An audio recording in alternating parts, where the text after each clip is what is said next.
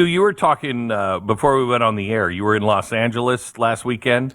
Yeah, and noticed something interesting while I was out there. It's hell. Well, yeah, most of the city's on fire. Did you guys know that? No, it was, it was in an area that was, I guess, a nicer area of Los Angeles. Los Angeles is such a bizarre city because you're on these like surface streets for hours, and you don't like the city is so large and so impossible to get around that it's like I don't know how it's a functioning economy. And I know that obviously Gavin Newsom is doing everything he can to make sure it isn't a functioning economy. But one thing I did notice, I thought this was notable, these things seem to happen and we just let them go on and don't even address them. Yeah. But there seemingly are autonomous robots delivering things all over the city.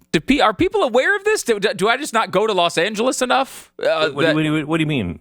Like, there are robot vehicles that look like you could have put them in a Star Wars, like not C-3PO, more like one of those like droids that just make the R2-D2 noises that don't have much personality. They're just like little carts with wheels that you just see like floating and going around in Star Wars. Mm-hmm. They're just driving around the city by themselves, crossing traffic, really, and delivering things to people like it's normal. I didn't know that. Really? I swear. I got a video of. I should send the video. I should get the video for you to see. It's incredible. Like, you need to send that in. It's bizarre, and I had no idea it was going on. And like at one point, I was standing right next to one of them, and I look up at the thing, and it says "Don't walk," and its name. It had a name on the side. It said Jules was its name, and it just crossed the street. It didn't care that there was a "Don't walk" zone, and. Wow. And it just crosses the street and it goes exactly where it's supposed to. It goes up the little ramp where you would normally like take a wheelchair. And then it just bolts down the sidewalk by itself, going to a delivery. And like these things are now happening at such a rate that it doesn't even seem to be noticed. I hate to besmirch the good people of Philadelphia, but I think that it was in Philadelphia because they have been introduced in a few cities, and one of the cities, they're just beating the crap out of them and stealing the stuff. Yes, I did think I couldn't believe this thing lasted in Los Angeles for more than 5 minutes without getting stolen. Yeah. I mean, I guess it probably certainly has GPS devices on it and anti-theft devices, but still, so do cars, and those get caught. Those get taken all the time in LA with people inside of them. So I don't know how these are surviving, but I thought that was incredible, and it's not the only thing that's going on, right? We also had a major announcement from the ChatGPT people, and they announced a new version of this, of ChatGPT, which again, like, I don't know, I guess we're used to this now. It's been like a year, and all of a sudden we're now used to the fact that like some stupid app can write haikus for you on demand or whatever we think this thing does. I know there's such a demand for haikus. Huge haiku demand. I will say we used to do a bit where we used to have a character that wrote haikus, and God, I wish that was around back in the day when we had whatever Brittany and her haikus. Remember that? Oh, that's right. Right. Brittany. I always had to write these stupid haikus. It drove me crazy. It was the bane of my existence. Now ChatGPT could get that done in 10 seconds. But the new version of this is like full out female voice personality you have a conversation with. And it's out like right now. Yeah. This is not a future, hey, in 20 years we'll have this. It's out right now. And it's to the point where like you can have it do all this, you can have it write a haiku probably, but you can also, they were saying, hey, actually, can you put more emphasis on this? Can you put more drama in your voice? And she would change the voice for a bedtime story for a kid and put more drama in it. And had this, you can cut it off. You can go back and forth like real conversation, and then it even has the feature where if you write a math equation, you write it on a piece of paper. You can say, "Hey, ChatGPT, check out this. I don't understand how to solve this. Walk me through it, but don't necessarily give me the answer. Teach me how to do it." And then you hold the camera up to the piece of paper.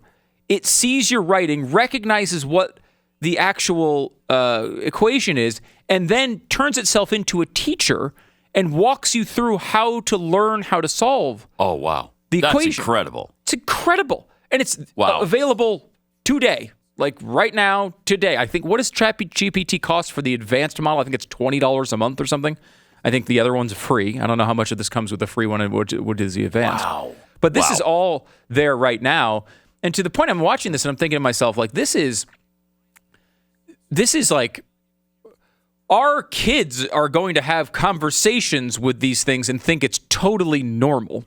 So do me a favor, talk to the engineering department and get ChatGPT, pay for the $20, the upgrade, whatever, and have it wired into the board so people can hear it, or however it's going to be able to speak, so people can hear it. Let's use it for a couple of days and show, because if you've noticed ChatGPT, if you've ever used it before, ChatGPT, because I check in on it once in a while and say, hey, tell me about this thing in history.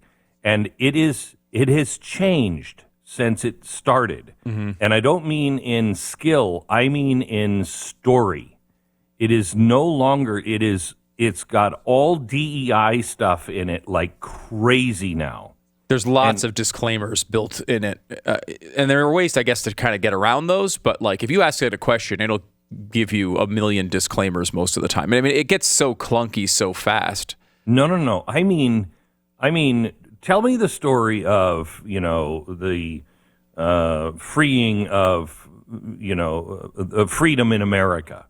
And it will automatically start talking about equity and how important equity is, and it's riddled with all of this crap now. And if you're going to, if it becomes part of your life, our kids are not going to know the difference. And who do you talk to? You don't go to the school board and say, "Hey, my ChatGPT." Who do you talk to? Right. No, it's true. And to add one more layer on this here, Glenn, Google, as soon as ChatGPT came out with this, and obviously Google has, I think it's Gemini, which is competing with ChatGPT. So they had their big announcement over at ChatGPT. Google comes out the next day. And basically, when we're looking for information, you're preparing the show in the morning, Pat. Like you want to find out some fact from history, some fact from a bill. What do? You Google it, right? Like everyone would do the exact same thing. They would Google it. Yeah. Google just this week decided to change that completely to the fact that now when you Google something, instead of prioritizing search results, which is their entire multi-billion-dollar business, they're one of the biggest companies on earth, they now prioritize AI answers through its Gemini. So like now, instead of getting the normal links that you get, you can get those if you click down and you can get to them eventually. But what is prioritized now is just their large language model going through all the results and giving you their summary of what they want you to read. Like, Wait a minute. I could Google something right now and that'll happen? it depends if you're, I don't know if you're updated. I mean, it is, there are, you'll see. I avoid updates. Right. I don't know if I've updated since 1997. And they're also like, I think rolling this out for certain things, like it's not all on every search right now, but they've started this process. And you search for certain things. I've seen it pop up before. And it's like the first thing, which is a summary from Google's Gemini of all the information they think you should know about this. And of course, the problem with this, as far as I'm concerned, is like they can obviously lead you in a direction. They've been doing this with search results for years, but it's going to be even more direct. And of course, it's also going to be better in so many ways because you're going to see basically what you want to see, which is a summary of what's in those links, right? Like, yes, of course, I could click on the links and we've all become experts at trying to find information on Google. But if it's presenting it to you, 95% of people are just going to take what that result is. Yeah. And what happens when it's, who is Glenn Beck? Oh, he's a racist, a homophobe, phobe. Whatever their answer is going to be, it's not going to be one that Glenn Beck likes or thinks is fair. Yeah, and the problem is everybody. Look, I've been saying this for years. How do you argue with something that is recognized as smarter than all humans on Earth? How do you argue with it? You can't. And especially when you're able to talk to it and reason with it, it wins. If it's telling you that something is racist, something is, whatever, you're going to get to a point to where you can say, wait a minute, guys, this is really wrong. And I mean in important situations. Guys, this is wrong. Really? Are you smarter than Gemini? Are you smarter than ChatGPT? You're smarter than the AI? Well, no, I just think people will lose. They will lose every time. I wanted to say this yesterday when we were talking about the sunspots. I am convinced that, and this is a horrible, horrible situation, but I am convinced that a massive solar flare may actually, in the end, be God freeing us from the electronic overseer. Because what's going to stop it? You're not going to be able to stop it. We're 5 years away from true slavery, and it won't look like slavery to most people. They'll say, well, we just got all the information. You won't be able to do things. You won't be able to access and think for yourself because AI will solve everything, and it's all in the programming. It's all being written right now at the worst time of lies and deceit and distortion. It's all being programmed. That's its base right now. Yeah, and you think about, because it seems like that's the type of thing an American population would not accept. But look at what happened with the quote-unquote experts through COVID and so many other things. I mean, we see it with the gender stuff all the time. Everyone knows a man is a woman is a woman. We've all known that throughout all of human history. And all of a sudden, now we're getting, well, that's not what gender experts say. It's like, right. And we're just trusting but these people. But imagine, it's not Fauci. It's a machine that you don't know how to fight. You don't know what it is. You don't know how it works. It's a machine. Here, I think, is the problem that nobody is really talking about when it comes to AI, and that is the fact that when this, and you just said it, Stu, it's answering you like a regular human being, right? Yeah, I mean, it is. It seems we should really get the video so you can hear it, but it honestly just sounds like a normal conversation. I mean, of course there are quirks to it still, but it's very, very close to seeming like, the movie Her, which was just Scarlett Johansson's voice. Now, look how lonely Americans are. Look how detached Americans are.